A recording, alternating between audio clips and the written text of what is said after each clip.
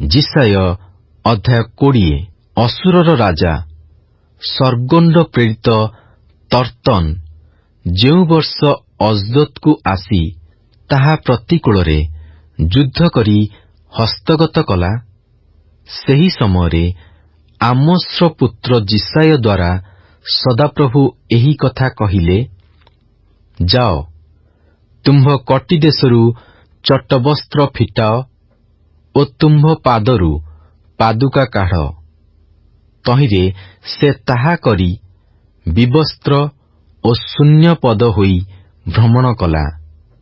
ତେବେ ସଦାପ୍ରଭୁ କହିଲେ, ଆମ୍ଭର ଦାସ ଜିସାୟ ମିଶର ଓ କୁଶ ଦେଶ ପ୍ରତି ଏକ ଚିହ୍ନ ଓ ଅଦ୍ଭୁତ ଲକ୍ଷଣ ସ୍ୱରୂପ ହେବା ପାଇଁ, ଯେପରି 3 ବର୍ଷ ବିବସ୍ତ୍ର ଓ ଶୂନ୍ୟପଦ ହୋଇ ଭ୍ରମଣ କରିଅଛି, ସେପରି ଅସୁରର ରାଜା ମିଶ୍ରୀୟମାନଙ୍କ ଲଜ୍ଜାର ନିମନ୍ତେ ଆବାଳ ବୃଦ୍ଧ ମିଶ୍ରୀୟ ବନ୍ଦୀ ଓ କୁଶୀୟ ନିର୍ବାସିତ ଲୋକମାନଙ୍କୁ ବିବସ୍ତ୍ର ଓ ଶୂନ୍ୟପଦ ଓ ଅନାବୃତ କଟି କରି ଘେନିଯିବ। ତହିଁରେ ଲୋକମାନେ ଆପଣାମାନଙ୍କର ବିଶ୍ୱାସ ଭୂମି କୁଶ ଓ ଆପଣାମାନଙ୍କର ଦର୍ପ ସ୍ୱରୂପ ମିଶର ସକାଶୁ ନିରାଶ ଓ ଲଜ୍ଜିତ ହେବେ। ପୁଣି ସେହିଦିନ ଏହି ସମୁଦ୍ର ଅଞ୍ଚଳସ୍ଥ ନିବାସୀମାନେ କହିବେ, ଦେଖ, ଅସୁରର ରାଜାଠାରୁ ଉଦ୍ଧାର ପାଇବା ପାଇଁ ସାହାଯ୍ୟ ନିମନ୍ତେ ଯେଉଁଠାକୁ ପଳାଇଲୁ, ଆମ୍ଭମାନଙ୍କର ସେହି ବିଶ୍ୱାସ ଭୂମି ଏହି ପ୍ରକାର। ତେବେ ଆମ୍ଭେମାନେ ଅବା କି ପ୍ରକାରେ ବଞ୍ଚିବା? ଜିସାୟ ଅଧ୍ୟାୟ 21। ସାଗର ସମୀପସ୍ଥ ପ୍ରାନ୍ତର ବିଷୟକ ଭାରୋକ୍ତି। ତାହା ଦକ୍ଷିଣ ଦିଗରେ ଅତି ବେଗରେ ଅଗ୍ରସର ଘୂର୍ଣ୍ଣିବାୟୁ ତୁଲ୍ୟ ପ୍ରାନ୍ତରରୁ ଏକ ଭୟଙ୍କର ଦେଶରୁ ଆସୁଅଛି। ଏକ ଦୁଃଖଦାୟକ ଦର୍ଶନ ଆମ୍ଭ ପ୍ରତି ପ୍ରକାଶିତ ହୋଇଅଛି। ବିଶ୍ୱାସଘାତକତା କରୁଅଛି ଓ ଲୁଟକାରୀ ଲୁଟୁଅଛି। ହେ ଏଲମ୍, ଉପରକୁ ଯାଅ। ହେ ମାଦିଏ, ଅବରୋଧ କର। ମୁଁ ତହିଁର ହାହାକାର ଧ୍ୱନି ସବୁ ନିବୃତ୍ତ କରିଅଛି। ଏ ନିମନ୍ତେ ମୋହର କଟି ଦେଶ ଯନ୍ତ୍ରଣାରେ ପରିପୂର୍ଣ୍ଣ ହୋଇଅଛି। ପ୍ରସବକାରିଣୀର ବେଦନା ତୁଲ୍ୟ ବେଦନା ମୋତେ ଆକ୍ରାନ୍ତ କରିଅଛି। ମୁଁ ଏପରି ବ୍ୟଥିତ ଯେ ମୁଁ ଶୁଣିପାରୁନାହିଁ। ମୁଁ ଏପରି ବିହ୍ୱଳ ଯେ ମୁଁ ଦେଖିପାରୁନାହିଁ। ମୋହର ହୃଦୟ ଧକାଉଅଛି। ମହାତ୍ରାସ ମୋତେ ଭୀତ କରାଉଅଛି। ଯେଉଁ ସାୟଂକାଳ ମୁଁ ବାଞ୍ଛା କଲି, ତାହା ମୋ ପ୍ରତି ଥରହରର କାରଣ ହୋଇଅଛି। ସେମାନେ ମେଜ ସଜାନ୍ତି, ସେମାନେ ପ୍ରହରୀ ନିଯୁକ୍ତ କରନ୍ତି, ସେମାନେ ଭୋଜନ କରନ୍ତି, ସେମାନେ ପାନ କରନ୍ତି। ହେ ଅଧିପତିମାନେ, ଉଠ, ଢାଲ ତୈଳାକ୍ତ କର। କାରଣ ପ୍ରଭୁ ମୋତେ ଏହି କଥା କହିଅଛନ୍ତି, ଯାଅ, 1 ଜଣ ପ୍ରହରୀ ନିଯୁକ୍ତ କର। ସେ ଯାହା ଦେଖେ ତାହା ପ୍ରକାଶ କରୁ। ପୁଣି ସେ ଯେତେବେଳେ 1 ଦଳ ସୈନ୍ୟ, 2 ଅଶ୍ୱାରୋହୀ, 1 ଦଳ ଗର୍ଦ୍ଦଭାରୋହୀ ଓ 1 ଦଳ ଉଷ୍ଟ୍ରାରୋହୀ ଦେଖିବ, ସେତେବେଳେ ସେ ମନୋଯୋଗ ପୂର୍ବକ ଅତି ଯତ୍ନରେ କର୍ଣ୍ଣପାତ କରିବ। ତହିଁରେ ସେ ସିଂହତୁଲ୍ୟ ଉଚ୍ଚ ଶବ୍ଦ କରି କହିଲା, ହେ ପ୍ରଭୁ, ମୁଁ ଦିନବେଳେ ନିରନ୍ତର ପ୍ରହରୀ ଦୁର୍ଗରେ ଠିଆ ହୋଇଥାଏ ଓ କେତେକ ରାତ୍ରି ହେଲା ମୁଁ ଆପଣା ପହରା ସ୍ଥାନରେ ଅବସ୍ଥାପିତ ହୋଇଅଛି। ଆଉ ଦେଖ, ଏଠି 1 ଦଳ ଲୋକ 2 ଅଶ୍ୱାରୋହୀ ହୋଇ ଆସୁଅଛନ୍ତି। ଆହୁରି ସେ ପ୍ରତ୍ୟୁତ୍ତର କରି କହିଲା, ବାବିଲ ପଡ଼ିଲା ଓ ତାହାର ଖୋଦିତ ପ୍ରତିମା ସବୁ ଭାଙ୍ଗି ଭୂମିସାତ୍ ହେଲା। ହେ ମୋହର ମର୍ଦ୍ଦିତ ଓ ମୋ ଖମାରର ଶସ୍ୟ, ମୁଁ ଇସ୍ରାଏଲର ପରମେଶ୍ୱର ସୈନ୍ୟାଧିପତି ସଦାପ୍ରଭୁଙ୍କଠାରୁ ଯାହା ଶୁଣିଅଛି ତାହା ତୁମ୍ଭମାନଙ୍କୁ ଜଣାଇଲି। ଦୁମା ବିଷୟକ ଭାରକ୍ତି। ଜଣେ ସେଇଠାରୁ ମୋତେ ଡାକି କହୁଅଛି, ପ୍ରହରୀ କେତେ ରାତ୍ର ହେଲା, ପ୍ରହରୀ କେତେ ରାତ୍ର ହେଲା। ପ୍ରହରୀ କହିଲା, ପ୍ରଭାତ ଆସୁଅଛି ଓ ରାତ୍ରି ହିଁ ଆସୁଅଛି। ତୁମ୍ଭେମାନେ ଯେବେ ପଚାରିବ, ପଚାର।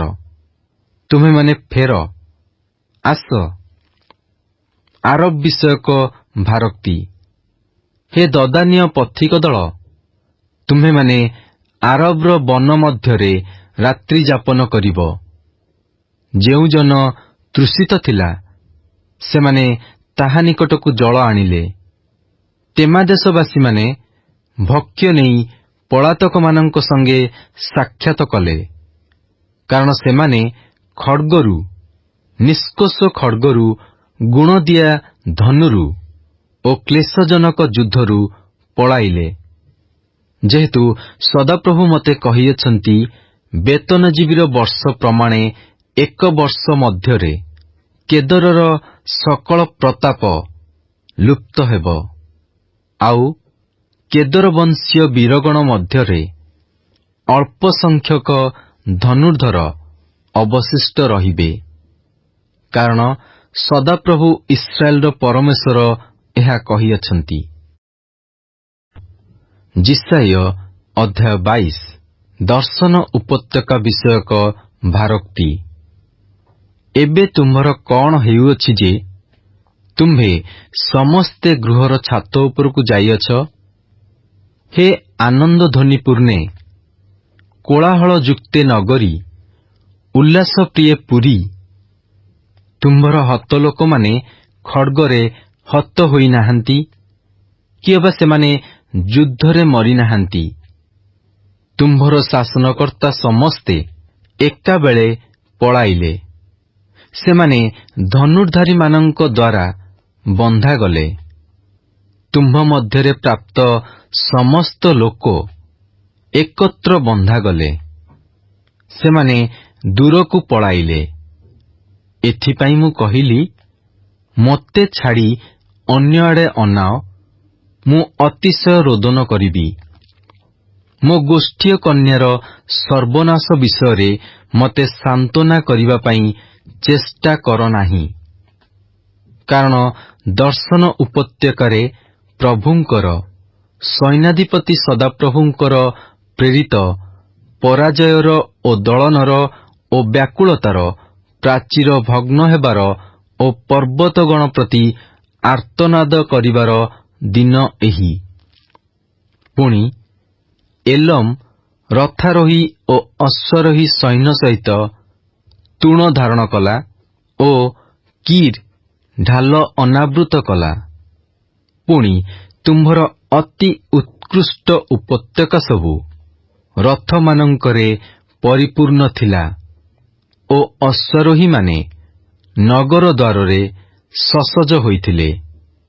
ପୁଣି ସେ ଜିହୁଦାର ଓଢ଼ଣା କାଢ଼ି ପକାଇଲେ ଓ ସେହିଦିନ ତୁମ୍ଭେ ବନଗୃହସ୍ଥ ଯୁଦ୍ଧାସ୍ତ୍ର ପ୍ରତି ଦୃଷ୍ଟି କଲ।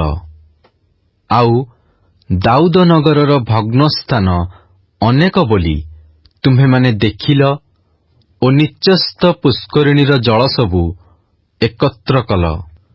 ପୁଣି ତୁମ୍ଭେମାନେ ଜିରୁସାଲମସ୍ଥ ଗୃହ ସବୁ ଗଣନା କଲ ଓ ପ୍ରାଚୀର ଦୃଢ଼ କରିବା ପାଇଁ ଗୃହ ସବୁ ଭାଙ୍ଗିଲ। ମଧ୍ୟ ତୁମ୍ଭେମାନେ ପୁରାତନ ପୁଷ୍କରିଣୀର ଜଳ ନିମନ୍ତେ 2 ପ୍ରାଚୀରର ମଧ୍ୟସ୍ଥାନରେ ଜଳାଶୟ ପ୍ରସ୍ତୁତ କଲ। ମାତ୍ର ଯେ ଏହା ସାଧନ କଲେ, ତୁମ୍ଭେମାନେ ତାହାଙ୍କ ପ୍ରତି ଅନାଇଲ ନାହିଁ, କି ଅବା ଯେ ଦୀର୍ଘକାଳରୁ ଏଥିର ସଂକଳ୍ପ କଲେ, ତୁମ୍ଭେମାନେ ତାହାଙ୍କୁ ଆଦର କଲ ନାହିଁ। ପୁଣି ସେଦିନ ପ୍ରଭୁ, ସୈନ୍ୟାଧିପତି ସଦାପ୍ରଭୁ ରୋଦନ ଓ ବିଳାପ ଓ ମସ୍ତକ ମୁଣ୍ଡନ ଓ କଟି ଦେଶରେ ଚଟବନ୍ଧନ କରିବାକୁ ଡାକିଲେ। ମାତ୍ର ଦେଖ, ଆମୋଦ ପ୍ରମୋଦ, ଗୋବଧ ଓ ମେଷହନନ ମାଂସ ଭୋଜନ ଓ ଦ୍ରାକ୍ଷାରସ ପାନ ହେଉଅଛି। ଆସ ଆମ୍ଭେମାନେ ଭୋଜନ ପାନ କରୁ, କାରଣ କାଲି ଆମ୍ଭେମାନେ ମରିବା। ପୁଣି ସୈନ୍ୟାଧିପତି ସଦାପ୍ରଭୁ ସ୍ୱୟଂ ଆମ୍ଭ କର୍ଣ୍ଣଗୋଚରରେ ପ୍ରକାଶ କଲେ, ନିଶ୍ଚୟ ତୁମ୍ଭମାନଙ୍କର ମରଣକାଳ ପର୍ଯ୍ୟନ୍ତ ତୁମ୍ଭମାନଙ୍କର ଏହି ଅପରାଧ କ୍ଷମା ନୋହିବ। ପ୍ରଭୁ ସୈନ୍ୟାଧିପତି ସଦାପ୍ରଭୁ ଏ ରୂପ କହନ୍ତି। ପ୍ରଭୁ ସୈନ୍ୟାଧିପତି ସଦାପ୍ରଭୁ ଏହି କଥା କହନ୍ତି, ତୁମ୍ଭେ ଏହି କୋଷାଧ୍ୟକ୍ଷ ନିକଟକୁ ଅର୍ଥାତ୍ ଗୃହର ଅଧ୍ୟକ୍ଷ ଶିବ୍ନ ନିକଟକୁ ଯାଇ କୁହ, ତୁମ୍ଭେ ଏଠାରେ କ'ଣ କରୁଅଛ ଓ ଏଠାରେ ତୁମ୍ଭର କିଏ ଅଛି ଯେ ତୁମ୍ଭେ ଆପଣା ପାଇଁ ଏକ କବର ଖୋଳିଅଛ? ସେ ତ ଉଚ୍ଚ ସ୍ଥାନରେ ଆପଣା କବର ଖୋଳିଅଛି ଓ ଶୈଳରେ ଆପଣା ନିମନ୍ତେ ବାସସ୍ଥାନ ଖୋଦନ କରିଅଛି। ଦେଖ, ବୀରର ନ୍ୟାୟ ସଦାପ୍ରଭୁ ବଳରେ ତୁମ୍ଭକୁ ଫୋପାଡ଼ି ଦେବେ। ହଁ, ସେ ଦୃଢ଼ ରୂପେ ତୁମ୍ଭକୁ ଗୁଡ଼ାଇବେ। ନିଶ୍ଚୟ ସେ ପେଣ୍ଡୁ ପରି ତୁମ୍ଭକୁ ବୁଲାଇ ଓ ଘୂରାଇ ଏକ ପ୍ରଶସ୍ତ ଦେଶରେ ନିକ୍ଷେପ କରିବେ। ସେଠାରେ ତୁମ୍ଭେ ମରିବ ଓ ସେଠାରେ ତୁମ୍ଭର ଗୌରବ ସ୍ୱରୂପ ରଥ ସବୁ ରହିବ। ତୁମ୍ଭେ ଆପଣା ପ୍ରଭୁଙ୍କ ଗୃହର କଳଙ୍କ ସ୍ୱରୂପ। ପୁଣି ଆମ୍ଭେ ତୁମ୍ଭକୁ ତୁମ୍ଭ ପଦରୁ ତଡ଼ିଦେବା ଓ ସେ ତୁମ୍ଭକୁ ତୁମ୍ଭ ସ୍ଥାନରୁ ଟାଣି ଆଣି ତଳକୁ ପକାଇବେ। ଆଉ ସେଦିନ ଆମ୍ଭେ ଆପଣା ଦାସକୁ ହିଲ୍କିୟର ପୁତ୍ର ଇଲିଆକିମକୁ ଡାକିବା। ପୁଣି ଆମ୍ଭେ ତୁମ୍ଭର ଚୋଗା ତାହାକୁ ପରିଧାନ କରାଇବା ଓ ତୁମ୍ଭ କଟିବନ୍ଧନୀରେ ତାହାକୁ ବଳବାନ କରିବା ଓ ତୁମ୍ଭର କର୍ତ୍ତୃତ୍ୱାଧିକାର ତାହା ହସ୍ତରେ ସମର୍ପଣ କରିବା। ତହିଁରେ ସେ ଜେରୁସାଲେମ ନିବାସୀମାନଙ୍କର ଓ ଯିହୁଦା ବଂଶର ପିତା ହେବ। ପୁଣି ଆମ୍ଭେ ଦାଉଦ ବଂଶର ଚାବି ତାହାର ସ୍କନ୍ଧରେ ରଖିବା। ସେ ଫିଟାଇଲେ କେହି ବନ୍ଦ କରିବ ନାହିଁ ଓ ସେ ବନ୍ଦ କଲେ କେହି ଫିଟାଇବ ନାହିଁ। ଆଉ ଆମ୍ଭେ ଖିଲ ପରି ଏକ ଦୃଢ଼ ସ୍ଥାନରେ ତାହାକୁ ବଦ୍ଧ କରିବା ଓ ସେ ଆପଣା ପିତୃବଂଶର ଗୌରବର ସିଂହାସନ ସ୍ୱରୂପ ହେବ। ପୁଣି ଲୋକମାନେ ତାହାର ପିତୃବଂଶର ସକଳ ଗୌରବ, ସନ୍ତାନ ସନ୍ତତି ଓ ପାନପାତ୍ରଠାରୁ କଳସ ପର୍ଯ୍ୟନ୍ତ ପ୍ରତ୍ୟେକ କ୍ଷୁଦ୍ର ପାତ୍ର ତାହା ଉପରେ ଟଙ୍ଗାଇବେ। ସୈନ୍ୟାଧିପତି ସଦାପ୍ରଭୁ କହନ୍ତି, ଯେଉଁ ଖିଲ ଦୃଢ଼ ସ୍ଥାନରେ ବଦ୍ଧ ଥିଲା, ତାହା ସେଦିନ ଅପସରି ଯିବ ଓ ତାହା ଖୋଦିତ ହୋଇ ତଳେ ପଡ଼ିବ। ପୁଣି ତାହା ଉପରେ ଥିବାର ବୋଝ ନଷ୍ଟ ହେବ, କାରଣ ସଦାପ୍ରଭୁ ଏହା କହିଅଛନ୍ତି। ଯିଶାୟ ଅଧ୍ୟାୟ 23। ସ୍ୱର ବିଷୟକ ଭାରୋକ୍ତି। ହେ ତର୍ଷିସ୍ର ଜାହାଜ ସକଳ, ତୁମ୍ଭେମାନେ ହାହାକାର କର, କାରଣ ତାହା ଏପରି ଉଚ୍ଛିନ୍ନ ହେଲା ଯେ ତହିଁ ମଧ୍ୟରେ କୌଣସି ଗୃହ ନାହିଁ କି ପ୍ରବେଶିବାର ପଥ ନାହିଁ। କିତ୍ତିମ୍ ଦେଶରୁ ଏହା ସେମାନଙ୍କ ପ୍ରତି ପ୍ରକାଶିତ ହେଲା। ହେ ଦ୍ୱୀପ ନିବାସୀମାନେ, ତୁମ୍ଭେମାନେ ନୀରବ ହୁଅ। ସମୁଦ୍ର ପାରଗାମୀ ସିଦୋନୀୟ ବଣିକମାନେ ତୁମ୍ଭ ଦେଶକୁ ପରିପୂର୍ଣ୍ଣ କଲେ। ପୁଣି ମହାଜଳରାଶିରେ ସିଓରର ବୀଜ ଓ ନୀଳନଦୀର ଶସ୍ୟ ତାହାର ଆୟ ଥିଲା। ପୁଣି ତାହା ନାନା ଦେଶୀୟମାନଙ୍କର ଗଞ୍ଜ ସ୍ୱରୂପ ଥିଲା। ହେ ସିଦୋନ, ତୁମ୍ଭେ ଲଜ୍ଜିତ ହୁଅ, କାରଣ ସାଗରର ଦୃଢ଼ ଦୁର୍ଗ ଏହି କଥା କହିଅଛି, ଆମ୍ଭେ ପ୍ରସବ ବେଦନା ଭୋଗିନାହୁଁ, ପ୍ରସବ କରିନାହୁଁ, କିଏ ବା ଯୁବକଗଣର ପ୍ରତିପାଳନ କରିନାହୁଁ, କି ଯୁବତୀଗଣର ଭରଣ ପୋଷଣ କରିନାହୁଁ। ଏହି ସମ୍ବାଦ ମିଶରରେ ଉପସ୍ଥିତ ହେଲେ ଲୋକମାନେ ସ୍ୱର ବିଷୟକ ସମ୍ବାଦରେ ଅତ୍ୟନ୍ତ ବ୍ୟଥିତ ହେବେ। ତୁମ୍ଭେମାନେ ପାର ହୋଇ ତର୍ଷିସକୁ ଯାଅ। ହେ ଦ୍ୱୀପ ନିବାସୀମାନେ ହାହାକାର କର। ଏହି କି ତୁମ୍ଭମାନଙ୍କର ଉଲ୍ଲାସକାରିଣୀ ନଗରୀ? ଏହା ପ୍ରାଚୀନ କାଳରେ ହିଁ ପ୍ରାଚୀନ ଥିଲା। ଏହାର ଚରଣ ଦୂର ଦେଶରେ ପ୍ରବେଶ କରିବା ପାଇଁ ଏହାକୁ ନେଇଗଲା। ମୁକୁଟ ବିତରଣକାରିଣୀ ସ୍ୱରର ବଣିକମାନେ ରାଜତୁଲ୍ୟ, ତାହାର ମହାଜନମାନେ ପୃଥିବୀର ସମ୍ଭ୍ରାନ୍ତ ଲୋକ।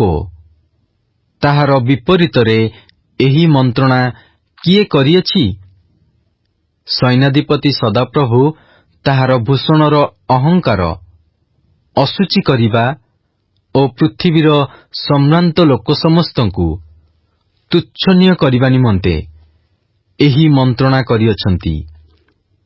ଆଗ ତର୍ଷିସର କନ୍ୟା, ତୁମ୍ଭେ ନୀଳନଦୀ ତୁଲ୍ୟ ଆପଣା ଦେଶ ମଧ୍ୟ ଦେଇ ଯାଅ। ତୁମ୍ଭର କଟିବନ୍ଧନ ଆଉ ନାହିଁ। ସେ ସମୁଦ୍ର ଉପରେ ଆପଣା ହସ୍ତ ବିସ୍ତାର କରିଅଛନ୍ତି। ସେ ରାଜ୍ୟ ସକଳକୁ ହଲାଇଅଛନ୍ତି। ସଦାପ୍ରଭୁ କିଣାନର ଦୃଢ଼ ଦୁର୍ଗ ସବୁ ଉଚ୍ଛିନ୍ନ କରିବା ନିମନ୍ତେ ତାହାର ପ୍ରତିକୂଳରେ ଆଜ୍ଞା କରିଅଛନ୍ତି। ପୁଣି ସେ କହିଲେ, ଆଗ ସିଦୋନର ଉପଦ୍ରୁତେ, ଅନୁଢ଼େ କନ୍ୟା, ତୁମ୍ଭେ ଆଉ ଉଲ୍ଲାସ କରିବ ନାହିଁ। ଉଠ, ପାର ହୋଇ କିତ୍ତିମକୁ ଯାଅ। ସେଠାରେ ସୁଦ୍ଧା ତୁମ୍ଭେ କିଛି ବିଶ୍ରାମ ପାଇବ ନାହିଁ। କଲଦୀୟମାନଙ୍କର ଦେଶକୁ ଦେଖ, ଏହି ଲୋକେ ଆଉ ନାହାନ୍ତି।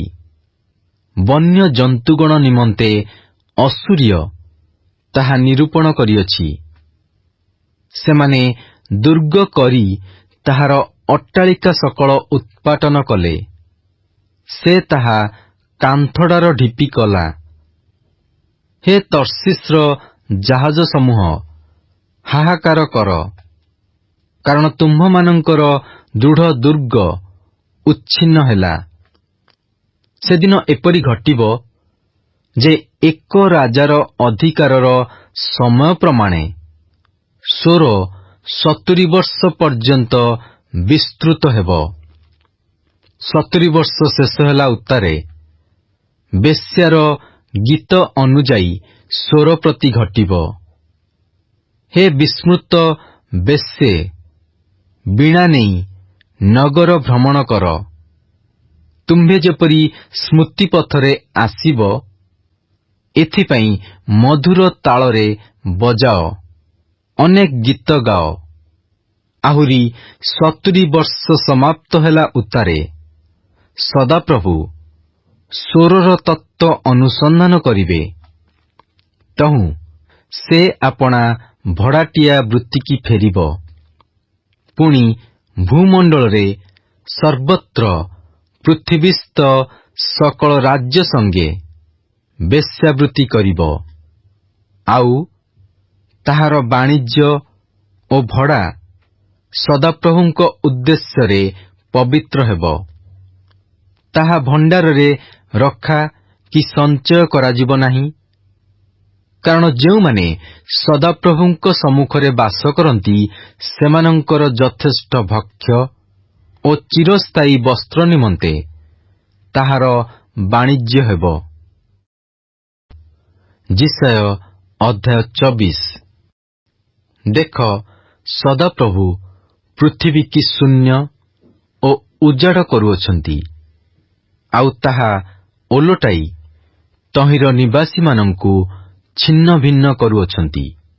ତହିଁରେ ଯେପରି ଲୋକମାନଙ୍କର ସେପରି ଯାଜକର, ଯେପରି ଦାସର ସେପରି ତାହାର କର୍ତ୍ତାର, ଯେପରି ଦାସୀର ସେପରି ତାହାର କର୍ତ୍ତୀର, ଯେପରି କ୍ରୟକାରୀର ସେପରି ବିକ୍ରୟକାରୀର, ଯେପରି ମହାଜନର ସେପରି ଖାତକର, ଯେପରି ସୁଧଗ୍ରାହୀର ସେପରି ସୁଧଦାତାର ପ୍ରତି ଘଟିବ।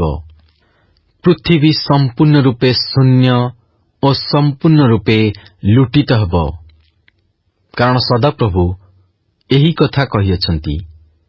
ପୃଥିବୀ ଶୋକ କରି ନିସ୍ତେଜ ହେଉଅଛି, ଜଗତ ମ୍ଳାନ ହୋଇ ନିସ୍ତେଜ ହେଉଅଛି। ପୃଥିବୀର ଉଚ୍ଚ ଲୋକମାନେ ମ୍ଳାନ ହୁଅନ୍ତି। ପୃଥିବୀ ତନ୍ନିବାସୀମାନଙ୍କ ପଦ ତଳେ ଅପବିତ୍ର ହୋଇଅଛି, କାରଣ ସେମାନେ ବ୍ୟବସ୍ଥା ସବୁ ଲଙ୍ଘନ କରିଅଛନ୍ତି, ବିଧି ଅନ୍ୟଥା କରିଅଛନ୍ତି, ଅନନ୍ତକାଳ ସ୍ଥାୟୀ ନିୟମ ଭାଙ୍ଗିଅଛନ୍ତି। ଏହେତୁ ଅଭିଶାପ ପୃଥିବୀକି ଗ୍ରାସ କରିଅଛି ଓ ତନ୍ନିବାସୀଗଣ ଅପରାଧୀ ହୋଇଅଛନ୍ତି। ତହିଁ ନିମନ୍ତେ ପୃଥିବୀ ନିବାସୀମାନେ ଦଗ୍ଧ ହୋଇଅଛନ୍ତି ଓ ଅଳ୍ପ ଲୋକ ଅବଶିଷ୍ଟ ଅଛନ୍ତି। ନୂତନ ଦ୍ରାକ୍ଷାରସ ଶୋକ କରୁଅଛି, ଦ୍ରାକ୍ଷାଲତା ମ୍ଳାନ ହେଉଅଛି। ପ୍ରଫୁଲ୍ଲଚିତ୍ତ ସମସ୍ତେ ଦୀର୍ଘ ନିଶ୍ୱାସ ଛାଡୁଅଛନ୍ତି। ତବଲାର ଆମୋଦ ନିବୃତ୍ତ ହେଉଅଛି, ଉଲ୍ଲାସକାରୀମାନଙ୍କର ଧ୍ୱନି ଶେଷ ହେଉଅଛି। ବୀଣାର ଆନନ୍ଦ ନିବୃତ୍ତ ହେଉଅଛି। ଲୋକମାନେ ଗାନ ସହକାରେ ଦ୍ରାକ୍ଷାରସ ପାନ କରିବେ ନାହିଁ। ସୁରାପାଇମାନଙ୍କୁ ସୁରା ତିକ୍ତ ଲାଗିବ। ନିର୍ଜନ ନଗର ଭଗ୍ନ ହୋଇଅଛି, କୌଣସି ମନୁଷ୍ୟ ଯେପରି ଭିତରକୁ ଯାଇ ନ ପାରିବ। ଏଥିପାଇଁ ପ୍ରତ୍ୟେକ ଗୃହ ରୁଦ୍ଧ। ଦ୍ରାକ୍ଷାରସ ସକାଶେ ସଡ଼କରେ ଚିତ୍କାର ହୁଏ। ସବୁ ପ୍ରକାର ଆନନ୍ଦ ଅନ୍ଧକାରାଚ୍ଛନ୍ନ ହୋଇଅଛି। ଦେଶର ଆମୋଦ ଯାଇଅଛି। ନଗରରେ ଧ୍ୱଂସତା ମାତ୍ର ଅବଶିଷ୍ଟ ଥାଏ ଓ ଦ୍ୱାର ଭଗ୍ନ ହୋଇ ବିନଷ୍ଟ ହୋଇଅଛି। କାରଣ ଯେପରି ଜିତବୃକ୍ଷ ଝାଡ଼ିବା ବେଳେ ହୁଏ ଓ ଦ୍ରାକ୍ଷାଫଳ ସଂଗ୍ରହ ଉତ୍ତାରେ ଯେପରି ଦ୍ରାକ୍ଷା ସାଉଁଟିବାର ହୁଏ, ସେପରି ପୃଥିବୀସ୍ଥ ଗୋଷ୍ଠୀୟମାନଙ୍କ ମଧ୍ୟରେ ଘଟିବ। ଏମାନେ ଉଚ୍ଚ ରବ କରିବେ, ଏମାନେ ଆନନ୍ଦ ଧ୍ୱନି କରିବେ। ସଦାପ୍ରଭୁଙ୍କର ମହିମା ହେତୁରୁ ସେମାନେ ସମୁଦ୍ରରୁ ଉଚ୍ଚ ଧ୍ୱନି କରିବେ। ଏହେତୁ ତୁମ୍ଭେମାନେ ପୂର୍ବ ଦେଶରେ ସଦାପ୍ରଭୁଙ୍କର ଅର୍ଥାତ୍ ଇସ୍ରାଏଲର ପରମେଶ୍ୱର ସଦାପ୍ରଭୁଙ୍କ ନାମର ଗୌରବ ସମୁଦ୍ରର ଦ୍ୱୀପ ସମୂହରେ ପ୍ରକାଶ କର। ଧାର୍ମିକମାନେ ଶୋଭା ପାଆନ୍ତି। ଏହି ଗାନ ଆମ୍ଭେମାନେ ପୃଥିବୀର ପ୍ରାନ୍ତ ସୀମାରୁ ଶୁଣିଅଛୁ। ମାତ୍ର ମୁଁ କହିଲି, ମୁଁ କ୍ଷୀଣ ହେଉଅଛି, ମୁଁ କ୍ଷୀଣ ହେଉଅଛି, ମୁଁ ସନ୍ତାପର ପାତ୍ର। ବିଶ୍ୱାସଘାତକମାନେ ବିଶ୍ୱାସଘାତକତା କରିଅଛନ୍ତି। ହଁ, ବିଶ୍ୱାସଘାତକମାନେ ଅତିଶୟ ବିଶ୍ୱାସଘାତକତା କରିଅଛନ୍ତି। ହେ ପୃଥିବୀ ନିବାସୀ ଲୋକ, ତୁମ୍ଭ ନିମନ୍ତେ ଭୟ, ଗର୍ତ୍ତ ଓ ଫାନ୍sh ପ୍ରସ୍ତୁତ ଅଛି।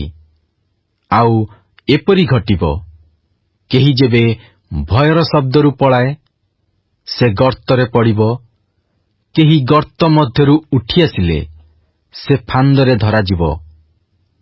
କାରଣ ଊର୍ଦ୍ଧ୍ୱସ୍ଥ ଝରକା ସବୁ ମୁକ୍ତ ଅଛି ଓ ପୃଥିବୀର ମୂଳ ସବୁ କମ୍ପମାନ ହେଉଅଛି। ପୃଥିବୀ ନିତାନ୍ତ ବିଦୀର୍ଣ୍ଣ ହେଉଅଛି। ପୃଥିବୀ ନିତାନ୍ତ ତରଳି ଯାଇଅଛି। ପୃଥିବୀ ଅତିଶୟ ବିଚଳିତ ହୋଇଅଛି। ପୃଥିବୀ ମତ୍ତ ଲୋକ ପରି ଟଳ ଟଳ ହେବ ଓ କୁଡ଼ିଆ ଘର ପରି ଏଣେ ତେଣେ ଦୋହଲିବ। ଆଉ ତାହାର ଅପରାଧ ତାହା ଉପରେ ଭାରି ହେବ। ତହିଁରେ ସେ ପଡ଼ିବ, ଆଉ ଉଠିବ ନାହିଁ। ପୁଣି ସେଦିନ ସଦାପ୍ରଭୁ ଊର୍ଦ୍ଧ୍ୱରେ ଊର୍ଦ୍ଧ୍ୱସ୍ଥମାନଙ୍କର ସୈନ୍ୟ ସାମନ୍ତକୁ ଓ ଭୂମଣ୍ଡଳରେ ଭୂମଣ୍ଡଳସ୍ଥ ରାଜଗଣକୁ ପ୍ରତିଫଳ ଦେବେ। ତହିଁରେ ଯେପରି ବନ୍ଦୀମାନେ କୂପରେ ଏକତ୍ରୀକୃତ ହୁଅନ୍ତି, ସେପରି ସେମାନେ ଏକତ୍ରୀକୃତ ହୋଇ ବନ୍ଦୀଗୃହରେ ରୁଦ୍ଧ ହେବେ। ପୁଣି ଅନେକ ଦିନ ଉତ୍ତାରେ ସେମାନଙ୍କର ତତ୍ତ୍ୱାନୁସନ୍ଧାନ କରାଯିବ। ସେତେବେଳେ ଚନ୍ଦ୍ର ଅପ୍ରସ୍ତୁତ ଓ ସୂର୍ଯ୍ୟ ଲଜ୍ଜିତ ହେବ, କାରଣ ସୈନ୍ୟାଧିପତି ସଦାପ୍ରଭୁ ସିଓନ ପର୍ବତରେ ଓ ଜିରୁସାଲମରେ ଓ ତାହାଙ୍କ ପ୍ରାଚୀନ ବର୍ଗର ସମ୍ମୁଖରେ ମହାପ୍ରତାପରେ ରାଜତ୍ୱ କରିବେ। ଯିଶାୟ ଅଧ୍ୟାୟ 25। ହେ ସଦାପ୍ରଭୁ, ତୁମ୍ଭେ ମୋହର ପରମେଶ୍ୱର, ମୁଁ ତୁମ୍ଭର ପ୍ରତିଷ୍ଠା କରିବି। ମୁଁ ତୁମ୍ଭ ନାମରେ ପ୍ରଶଂସା କରିବି, କାରଣ ତୁମ୍ଭେ ଆଶ୍ଚର୍ଯ୍ୟ କ୍ରିୟା ଅର୍ଥାତ୍ ପୁରାତନ କାଳର ମନ୍ତ୍ରଣା ସବୁ ବିଶ୍ୱସ୍ତତାରେ ଓ ସତ୍ୟରେ ସାଧନ କରିଅଛ। ଯେହେତୁ ତୁମ୍ଭେ ନଗରକୁ ଢିପି ପ୍ରାଚୀର ବେଷ୍ଟିତ ନଗରକୁ କାନ୍ଥଡ଼ା କରିଅଛ, ବିଦେଶୀମାନଙ୍କ ରାଜପୁରୀକୁ ବିନଷ୍ଟ କରିଅଛ, ତାହା ଆଉ କେବେ ନିର୍ମିତ ନୋହିବ। ଏଥିପାଇଁ ବଳବାନ ଲୋକମାନେ ତୁମ୍ଭର ଗୌରବ କରିବେ ଓ ଭୟଙ୍କର ଗୋଷ୍ଠୀୟମାନଙ୍କ ନଗର ତୁମ୍ଭଙ୍କୁ ଭୟ କରିବ। କାରଣ ତୁମ୍ଭେ ଦରିଦ୍ରର ଦୃଢ଼ ଦୁର୍ଗ, ଦିନହୀନର ସଙ୍କଟ ସମୟରେ ତାହାର ଦୃଢ଼ ଦୁର୍ଗ, ଭୟଙ୍କର ଲୋକମାନଙ୍କ ଶ୍ୱାସବାୟୁ ପ୍ରବଳ ବତାସ ତୁଲ୍ୟ ପ୍ରାଚୀରରେ ଲାଗିବା ବେଳେ ପ୍ରବଳ ବତାସ ନିବାରକ ଆଶ୍ରୟ, ତାପ ନିବାରକ ଛାୟା ହୋଇଅଛ। ଯେପରି ତୁମ୍ଭେ ଶୁଷ୍କ ଦେଶରେ ତାପକୁ, ସେପରି ବିଦେଶୀମାନଙ୍କର କୋଳାହଳକୁ ନିବାରଣ କରିବ। ଯେପରି ମେଘର ଛାୟା ଦ୍ୱାରା ତାପ, ସେପରି ଭୟଙ୍କର ଲୋକମାନଙ୍କର ଗାୟନ ଧ୍ୱନି କ୍ଷାନ୍ତ କରାଯିବ। ପୁଣି ସୈନ୍ୟାଧିପତି ସଦାପ୍ରଭୁ ଏହି ପର୍ବତରେ ଯାବତୀୟ ଗୋଷ୍ଠୀ ନିମନ୍ତେ ଉତ୍ତମ ଉତ୍ତମ ଖାଦ୍ୟଦ୍ରବ୍ୟର ଏକ ଭୋଜ, ପୁରାତନ ଦ୍ରାକ୍ଷାରସର, ମେଦପୂର୍ଣ୍ଣ ଉତ୍ତମ ଖାଦ୍ୟଦ୍ରବ୍ୟର, ସୁନିର୍ମଳୀକୃତ ପୁରାତନ ଦ୍ରାକ୍ଷାରସର ଏକ ଭୋଜ ପ୍ରସ୍ତୁତ କରିବେ। ଆଉ ସର୍ବଗୋଷ୍ଠୀୟମାନଙ୍କ ଉପରେ ଯେଉଁ ଓଢ଼ଣା ପଡ଼ିଅଛି ଓ ସର୍ବଦେଶୀୟମାନଙ୍କ ଉପରେ ଯେଉଁ ଆବରକ ବସ୍ତ୍ର ପ୍ରସାରିତ ହୋଇଅଛି, ତାହା ସେ ଏହି ପର୍ବତରେ ବିନାଶ କରିବେ। ସେ ମୃତ୍ୟୁକୁ ଅନନ୍ତ କାଳ ନିମନ୍ତେ ଗ୍ରାସ କରିଅଛନ୍ତି। ଓ ପ୍ରଭୁ ସଦାପ୍ରଭୁ ସମସ୍ତଙ୍କ ମୁଖରୁ ଲୋତକ ଜଳ ପୋଛିଦେବେ ଓ ସମୁଦାୟ ପୃଥିବୀରୁ ଆପଣା ଲୋକମାନଙ୍କର ଦୁର୍ନାମ ଦୂର କରିବେ। କାରଣ ସଦାପ୍ରଭୁ ଏହି କଥା କହିଅଛନ୍ତି। ପୁଣି ସେଦିନ ଏହି କଥା କୁହାଯିବ, ଦେଖ, ଏହି ଆମ୍ଭମାନଙ୍କର ପରମେଶ୍ୱର, ଆମ୍ଭେମାନେ ତାହାଙ୍କୁ ଅପେକ୍ଷା କରିଅଛୁ ଓ ସେ ଆମ୍ଭମାନଙ୍କୁ ଉଦ୍ଧାର କରିବେ। ଏ ସଦାପ୍ରଭୁ ଅଟନ୍ତି, ଆମ୍ଭେମାନେ ତାହାଙ୍କୁ ଅପେକ୍ଷା କରିଅଛୁ। ଆମ୍ଭେମାନେ ତାହାଙ୍କ କୃତ ପରିତ୍ରାଣରେ ଆନନ୍ଦିତ ହୋଇ ଉଲ୍ଲାସ କରିବୁ। କାରଣ ଏହି ପର୍ବତରେ ସଦାପ୍ରଭୁଙ୍କର ହସ୍ତ ଅଧିଷ୍ଠିତ ହେବ, ଆଉ ଯେପରି କୁଟା ଖତ ଗଦାର ଜଳରେ ପଦତଳେ ଦଳିତ ହୁଏ, ସେପରି ମୋଆବ ସ୍ୱସ୍ଥାନରେ ଦଳିତ ହେବ। ଆଉ ପହଁରିବା ଲୋକ ଯେପରି ପହଁରିବା ପାଇଁ ହସ୍ତ ବିସ୍ତାର କରେ, ସେପରି ସେ ତହିଁ ମଧ୍ୟରେ ଆପଣା ହସ୍ତ ବିସ୍ତାର କରିବ। ମାତ୍ର ତାହାର ହସ୍ତକୌଶଳ ସମେତ ସେ ତାହାର ଗର୍ବ ଖର୍ବ କରିବେ। ପୁଣି ସେ ତୁମ୍ଭର ଉଚ୍ଚ ପ୍ରାଚୀରଯୁକ୍ତ ଦୃଢ଼ ଦୁର୍ଗ ନିପାତ କରି ନତ କରିଅଛନ୍ତି ଓ ତାହା ଭୂମିସାତ୍ କରି ଧୂଳିରେ ମିଶାଇଅଛନ୍ତି। Good morning and praise the Lord. ଆଜି ବାଇବଲ ପଠନ ଦିନ ସଂଖ୍ୟା 102 ଶନିବାର। ଆଜି ଆମ୍ଭେମାନେ ଯେଶାୟା ଭାବବାଦୀଙ୍କ ପୁସ୍ତକ ତାର 20 ପର୍ବ ଠାରୁ 25 ପର୍ବ ପର୍ଯ୍ୟନ୍ତ ପାଠ କରିଅଛୁ। ଆସନ୍ତୁ ଆଜିର ପଠିତ ଶାସ୍ତ୍ରାଂଶର ସାରାଂଶକୁ ଚିନ୍ତା କରିବା। ହେ ପୃଥିବୀର ସକଳ ଦେଶ, ଆମ୍ଭେ ତୁମ୍ଭ ଉପରେ ମଧ୍ୟ କର୍ତ୍ତୃତ୍ୱ କରୁଅଛୁ। ଆମ୍ଭେ ହିଁ ରାଜା ଅଟୁ, ସମଗ୍ର ଦେଶ ବିନଷ୍ଟ ହେବ। ଏହା ଭବିଷ୍ୟତବାଣୀ କରାଯାଇଛି ଯେ କୁଶ ଏବଂ ମିଶରର ବନ୍ଦୀମାନେ ଅସୁର, ବାବିଲୋନ, ଇଦୋମ ଦ୍ୱାରା ଉଲ୍ଲଗ୍ନ ଓ ଅପମାନିତ ହେବେ ଓ ଆରବ ମଧ୍ୟ ବିନଷ୍ଟ ହେବ। ଆହୁରି ଏହା ମଧ୍ୟ କୁହାଯାଏ ଯେ ଫୋଇନିକିଆ ଚମତ୍କାର ବ୍ୟବସାୟର ଦେଶ, ସେ ମଧ୍ୟ ନିତ୍ୟସ୍ଥାୟୀ ହେବ ନାହିଁ। ତୁମ୍ଭେ ଜିହୁଦା, ଆମ୍ଭର ଲୋକ, ତୁମ୍ଭେ ଜେରୁସାଲେମ, ତୁମ୍ଭେ ମଧ୍ୟ ବିନଷ୍ଟ ହେବ। ଜିହୁଦା ମଧ୍ୟ ତାହାର ନେତାମାନଙ୍କ ସକାଶେ ବିନଷ୍ଟ ହେବ। ଯେଉଁ ଦେଶରେ ଲୋକମାନେ ବାସ କରୁଥିଲେ ତାହା ଉଚ୍ଛିନ୍ନ ହୋଇଅଛି ଓ ତାହା ଅଶୁଚି ହୋଇଅଛି। କିନ୍ତୁ ଯେତେବେଳେ ସେହି ଦିନ ଉପସ୍ଥିତ ହେବ, ସୈନ୍ୟାଧିପତି ସଦାପ୍ରଭୁ ରାଜା ଭାବରେ ଜେରୁସାଲେମ ଉପରେ ରାଜତ୍ୱ କରିବେ ଓ ସେ ସମସ୍ତ ଦେଶକୁ ଭୋଜ ନିମନ୍ତେ ଆହ୍ୱାନ କରିବେ ଏବଂ ସେମାନେ ପରମେଶ୍ୱରଙ୍କ ପରିତ୍ରାଣରେ ଆନନ୍ଦ କରିବେ ବୋଲି ସେ ଭବିଷ୍ୟତବାଣୀ କରନ୍ତି। ଏହା ଥିଲା ଆଜିର ପଠିତ ଶାସ୍ତ୍ରାଂଶର ସାରାଂଶ। ଖ୍ରୀଷ୍ଟଙ୍କ ଠାରେ ଏକତ୍ର, ଆହା ଏହା କି ଆଶୀର୍ବାଦର ବିଷୟ ଅଟେ। ଆଜିର ପଠନରେ ପ୍ରଭୁ ଆମ ପ୍ରତ୍ୟେକଙ୍କୁ ଆଶୀର୍ବାଦ କରନ୍ତୁ।